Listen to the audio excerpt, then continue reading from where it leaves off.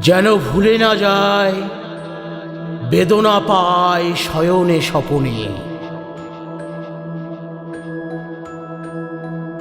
যদি আলস ভরে আমি বসি পথের পরে, যদি ধুলায় শয়ন পাতি সযতনে, যেন সকল পথই বাকি আছে সে কথা রয় মনে। যেন ভুলে না যায় বেদনা পায় শয়নে স্বপনে।